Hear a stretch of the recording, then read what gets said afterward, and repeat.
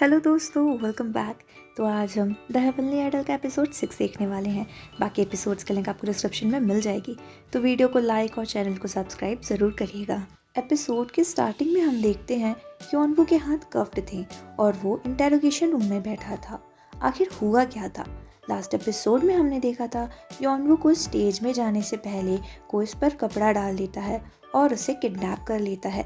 योनवू के मुंह से कपड़ा हटता है और वो सामने इमसुन को पाता है। इमसुन गुस्से में थी। वो उससे पूछती है, क्या तुम्हारे पास स्पॉन्सरशिप है?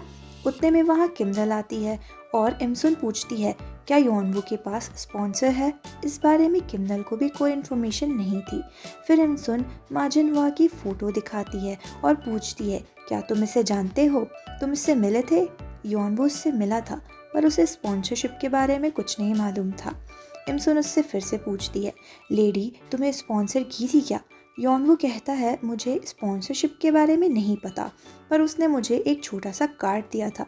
किमदल इमसुन से पूछती है कि आखिर बात क्या है। इमसुन बताती है कि वो औरत स्पॉन्सरशिप स्कैंडल में इन्वॉल्व है। वो कंपनी के फंड चुराकर मेल सेलिब्रिटीज़ को स्पॉन्सर करती है और योनवू उनमें से एक है। तभी वहाँ सिंजो आता है और दूर खड़े ये सारा तमाशा देखता है। आखिर उसकी चाल काम जो कर रही थी। उतने में वहाँ पुलिस आती है और योनवू को पकड़कर ले जाती है। योनवू बेचारा काफ़ी शॉक्ड था। उसे समझ नहीं आ रहा था कि ये सब हो क्या रहा है। सीन शिफ्ट होता है और हम वापस आते हैं उस इंटेरोगेशन रूम में। वहाँ एक ऑफिसर आता है और योनवू से स्पॉन्सरशिप को लेकर क्वेश्चंस करने लगता है। कंपनी में सारे लोग परेशान थे और मेंबर्स भी काफ़ी शॉक्ड थे कि ऐसा नहीं हो सकता है कि योनवू स्पॉन्सरशिप लिया हो। अगले सीन में हम सिंजो के साथ काम करने वाले आदमी को देखते हैं, जो कि फ़ोन पर किसी से बात कर रहा था। वो कहता है कि ईविल वन बहुत टाइम वेस्ट कर रहा है। ये मौका अच्छा है, मैं कोशिश करूँगा और वो डिवाइन पावर्स मैं तुम्हें दे दूँगा। और फिर वो आदमी गार्ड को मारता है और कैमरास बंद कर देता है। फिर वो योनवू के पास जाता है और अपनी चाकू निकालता है। यहाँ हम किमदल को परेशान देखते हैं। उसका अटेंशन अपने पर्स में जाता है। उसने योनवू का मोबाइल रखा हुआ था। वो उसके मैसेजेस चेक करती है। योनवू ने माजिनवा को उसकी तबीयत जल्दी ठीक होने का मैसेज किया था और किमदल को पता लगता है कि योनवू इसी कांटेक्ट की बात कर रहा था, ना कि स्कैंडल रिलेटेड। वो बाकी मैसेजेस भी चेक करती है। कुछ पॉजिटिव थे, कुछ नेगेटिव, पर योनवू उन सब का रिप्लाई बहुत पोलाइटली किया था। यहाँ वो आदमी योनवू की जान के पीछे पड़ा हुआ था और योनवू को रियलाइज़ होता है कि उसकी डिवाइन पावर्स फिर से चली गई हैं। तभी वो आदमी योनवू पर अटैक करता है और उसे उठाकर पटक देता है और उस पर चाकू से मारता है। पर योनवू चाकू को अपने हाथ से पकड़ लेता है और उससे पूछता है, हॉस्पिटल में उस दिन तुम ही थे ना? वो कहता है, मैंने सुना है कि प्रीस्ट के पास डिवाइन पावर्स हैं और अगर मैं तुम्हें मार डालूं तो वो पावर्स मुझे मिल जाएंगी। तभी योनवू को उसके गले में पावर्स से बंधी हुई चैन दिखती है और योनवू कहता है, मैं जानता हूँ तुम कौन हो, तुम एक वसीन हो। फिर वो उसे धक्का देता है और कहता है, तुम्हारे जैसे लोग मैंने अपनी दुनिया में भी देखे हैं। वो इंसान थे, पर उन्होंने ईविल से डील किया और बदले में अपनी बॉडी दे दी। तुमने ऐसा क्यों किया? मैं तुम्हारी मदद कर सकता हूँ। वो आदमी पूछता है, तुम मेरे बदले जाकर किसी की जान ले सकते हो? योनवू कहता है, नहीं, मैं ऐसा नहीं कर सकता, और वहाँ से भागता है। वो आदमी भी उसके पीछे आता है और योनवू पर अटैक करता है।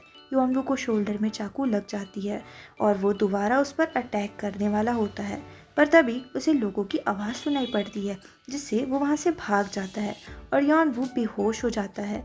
तभी सामने से किमदल आती है। सीन शिफ्ट होता है। वो लोग लिफ्ट में थे। तभी योनवू को थोड़ा होश आता है और वो किमदल से कहता है, तो सच में वो तुम ही थी? मुझे लगा तुम मुझसे डिसअपॉइंटेड हो। और किमदल उसकी कंडीशन देखकर रोने लगती है। फिर योनवू पूछता है, क्या अब तुम्हारी मिसअंडरस्टैंडिंग दूर हुई? किमदल कुछ सोचती है और पूछती है, क्या तुम मुझ पर ट्रस्ट करते हो? जिस पर योनवू हाँ कहता है। फिर वो योनवू को पीछे के दरवाजे के बजाय सामने से ले जाने को कहती है। वहाँ बहुत भीड़ थी।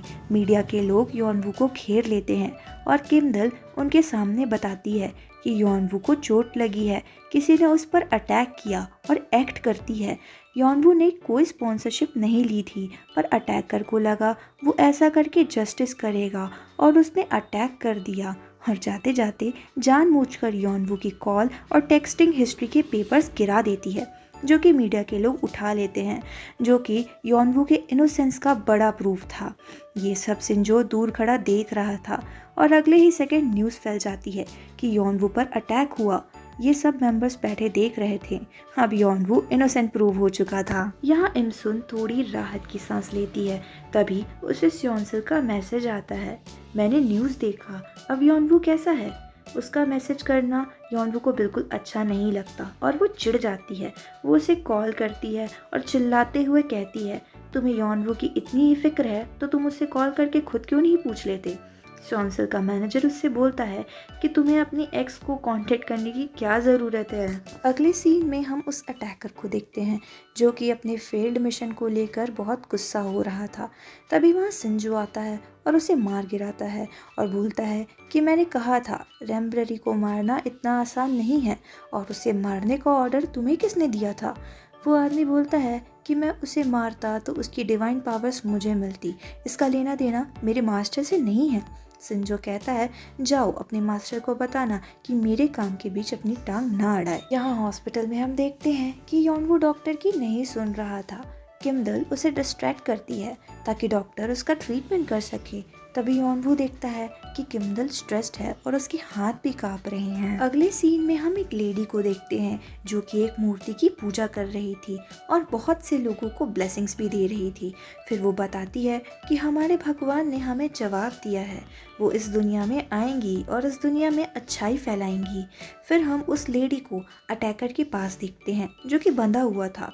वो उससे माफ़ी मांगता है और कहता है, मैं उस प्रीस्ट को मार के उसकी पावर्स अपने भगवान को देना चाहता था। वो लेडी कहती है, तुमने हमें अच्छा सर्व किया, पर हमारे भगवान नहीं चाहते थे कि प्रीस्ट को उनके बारे में पता लगे। फिर वो लेडी अपनी पावर्स यूज़ करके उस अटैकर को मार डालती है। अगले सीन में हम आफ्टर लाइफ की दुनिया देखते हैं। एक आदमी कहता है, योर मैजेस्टी, गॉब्लिन वार्डन गायब है और दूसरी दुनिया में उसकी पावर्स यूज़ हो रही हैं। जिस पर वो लेडी पूछती है, क्या वो इंसानों की दुनिया में चला गया है। यहाँ किमदल हॉस्पिटल के बाहर बैठी थी। तभी वहाँ यॉनवू आता है और उनके बीच में थोड़ी बहुत बातें होती हैं। यॉनवू कहता है कि मैं अपनी बातें तुमसे शेयर करूँगा, तुम अपनी करना। फिर वो बताता है कि वो कैसे प्रीस्ट बना। वो बताता है, मैं लोअर कास्ट में था, तब मैं 25 साल का था। ईवल वन ने मेरे परिवार, दोस्तों, पूरे गांव को ख़त्म कर डाला और मैं भी मरने ही वाला था। तब लॉर्ड रेडरिन ने मुझे बचाया था। फिर किमदल भी बताती है कि जब मैं एमएफ में काम करती थी तो मेरी गलती की वजह से लिज री नाम की एक लड़की ने अपनी जान लेने की कोशिश की थी। वो अभी भी कोमा में ही है और इसीलिए जब तुम अरेस्ट हुए थे तो मैं डर गई थी कि कहीं फिर से ऐसा ना हो। अगले सीन में हम देखते हैं यॉनवू डिस्चार्ज होकर वापस घर आता है। इमसुन और सारे मेंबर्स उससे बातें कर रहे थे। वो सब खुश थे कि यॉनवू अब ठीक हो गया है, उस स्पॉन्सर स्कैंडल से भी बाहर है। फिर यॉनवू देखता है कि उसकी पावर्स अब वापस आ चुकी हैं। यहाँ सारे लोग मीटिंग में बैठे थे।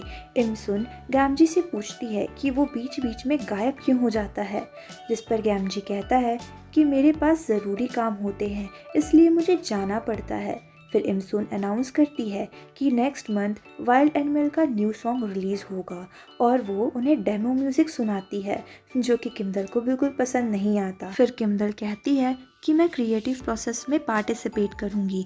जब मैं एमएफ में थी तब मैं सॉन्ग राइटर्स के साथ काम करती थी तो मैं हेल्प कर सकती हूँ। फिर हम देखते हैं सिंग सर्वाइवल का फाइनल रिजल्ट। यहाँ यॉनवू की 5th पोजीशन आती है। यॉनवू फिर भी काफ़ी खुश था। अगले सीन में हम देखते हैं यॉनवू गैमजी के साथ डियर डीटी की शूटिंग के लिए आता है। वहाँ वो फिर से वूसिन हो से बात करने की कोशिश करता है और ये सब फिर से सिंजो दूर खड़े देख रहा था।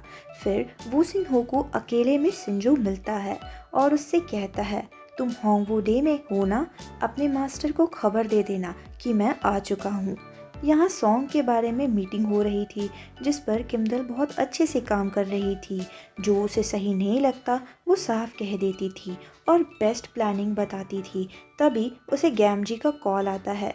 वो उसे यॉनवू को पिक करने को कहता है क्योंकि उसे कुछ काम था और हम देखते हैं कि उसके हाथ में book of life and death थी। शायद यही वो है जो आफ्टर लाइफ से आया हुआ था। फिर किमदल यॉनवू को लेने जाती है। यॉनवू देखता है कि किमदल सो चुकी है। उसके आने से किमदल जाग जाती है।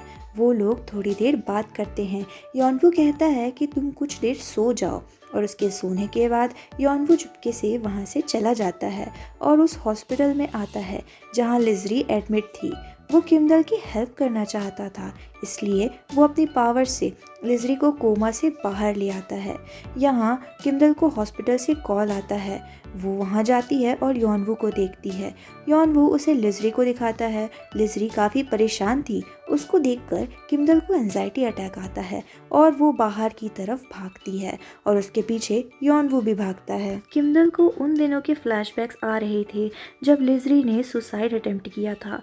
यॉनवू आकर उसे संभालता है पर किमदल बहुत परेशान हो रही थी और रो रही थी। यॉनवू उसे शांत कराने की कोशिश करता है। शांत होकर किमदल कहती है, काश मैं तुम्हारी दुनिया में पैदा होती, काश मैं तुमसे तुम्हारे प्रीस्ट बनने से पहले मिलती। और फिर वो यॉनवू के शोल्डर में टिक जाती है।